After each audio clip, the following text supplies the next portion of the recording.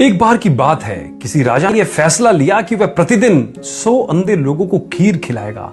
एक दिन खीर खिलाने वाले दूध में सांप ने मुंह डाला और दूध में विष डाल दी। जहरीली खीर को खाकर 100 के 100 अंधे व्यक्ति मर गए। राजा बहुत परेशान हुआ कि मुझे 100 आदमियों की हत्या का पाप लगेगा। राजा परेशानी की हालत में अपने राज्य को छोड़कर जंगलों में भक्ति करने के लिए चल पड़ा ताकि इस पाप की माफी मिल सके। रास्ते में एक गांव आया। राजा ने चौपाल में बैठे लोगों से पूछा कि क्या इस गांव में कोई भक्ति भाव वाला परिवार है ताकि उसके घर रात काटी जा सके। चौपाल में बैठे लोगों ने बताया कि इस गांव में 2 बहन भाई रहते हैं जो खूब पूजा करते हैं। राजा उनके घर रात में ठहर गया।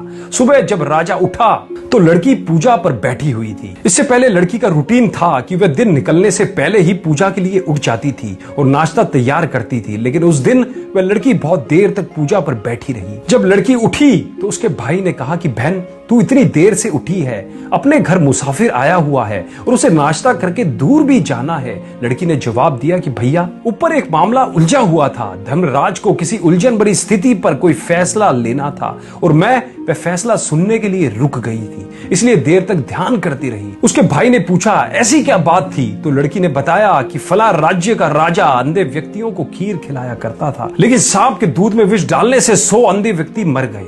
अब धर्मराज को समझ नहीं आ रहा कि अंधे व्यक्तियों की मौत का पाप राजा को लगेगा, सांप को लगे या दूध बिना ढके छोड़ने वाले रसोइयों को लगे। राजा भी सुन रहा था। राजा को अपने से संबंधित बात सुनकर दिलचस्पी हो गई और उसने लड़की से पूछा कि फिर क्या फैसला हुआ। लड़की ने बताया कि अभी तक कोई फैसला नहीं हो पाया था। तो राजा ने पूछा कि क्या मैं आपके घर एक रात और रुक सकता हूँ? दोनों बहन भाइयों ने खुशी से उसको हाँ कर दी। राजा अगले दिन के लिए रुक गया, लेकिन चौपाल में बैठे लोग दिन भर यही चर्चा करते रहे कि कल जो व्यक्ति हमारे गांव में एक रात रुकने के लिए आया था और कोई भक्त भाव वाला घर पूछ रहा था, उसकी भक्ति का नाटक तो सामने आ गया है। रात काटने के बाद वह इसलिए नहीं गया क्योंकि जवान लड़की को देखकर उस व्यक्ति की नीयत खोटी हो गई, इसलिए वह उस सुंदर और जवान लड़की के घर पक्के तौर पर ही ठहरेगा या फिर लड़की को लेकर भागेगा। दिन भर चौपाल में उस राजा की निंदा होती रही। अगली सुबह लड़की फिर ध्यान पर बैठी और रूटीन के टाइम अनुसार उठ गई। तो राजा ने पूछा,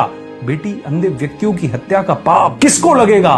तो लड़की ने बताया कि वह पाप तो हमारे गांव के चौपाल में बैठने वाले लोग बांट के ले गए। इस कथा का सार इस प्रकार है, निंदा करना कितने घाटे का सौदा है। निंदक हमेशा दूसरों के पाप अपने सर पर ढोता रहता है और दूसरों द्वारा किए गए उन पाप कर्मों के फल को भी भोगता है। अतः दोस्तों, हमें सदैव निंदा से बचना चाहिए। अब दोस्तों, आपको आज 3 कार्य करने हैं। पहला, इस कथा को कम से कम 2 से 3 बार जरूर सुने और समझने की कोशिश करें। सुनने के अलावा समझे इस कथा को, तभी आपको इसका पूर्णता सार आ पाएगा और आप अपने जीवन में इस कथा को समझ पाएंगे। दूसरा, इस कथा के सार को अपने जीवन में लागू करें, अर्थात आप भी कभी निंदा भूल कर भी ना करें। और तीसरी बात और आखिरी बात, विद्यादान महादान।